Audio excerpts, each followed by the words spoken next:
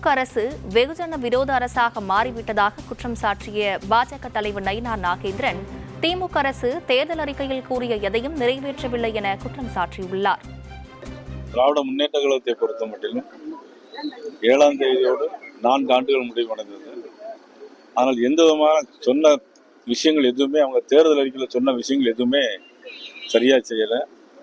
1000 ரூபா கொடுப்போன்னு சொன்னாங்க, 2.5 வருஷம் கழிச்சு தான் கொடுத்தாங்க. அதுவும் பாராளுமன்ற தேர்தலுக்கு வேண்டி தான் கொடுத்தாங்க. வீட்டு வரி உயர்வு, சொத்து வரி உயர்வு எல்லாம் கூட்டிக்கிட்டே போகிறது. மக்களால் வந்து எந்த மக்களாலும் அதை ஏற்றுக்கொள்ள முடியாத ஒரு சூழ்நிலை இருக்குது. அதில் இருந்து அரசு ஊழியர்கள், தலைமைச் செயலகத்தில் வேலை பார்க்கக்கூடிய ஊழியர்கள் எல்லாருமே உள்ளிருப்பு போராட்டம் நடத்துகிறாங்க. அரசு ஆசிரியர்களை பொறுத்த மட்டும் தேர்தல் அறிக்கையில் சொன்ன 177வது அறிக்கையை, பென்ஷன் ஸ்கீம் எதுவுமே அவங்க செஞ்சு கொடுக்கல. ஒட்டுமொத்தமாக திராவிட முன்னேற்ற கழக அரசு வந்து ஒரு வெகுஜன விரோத அரசாக செயல்பட்டு கொண்டிருக்கிறது.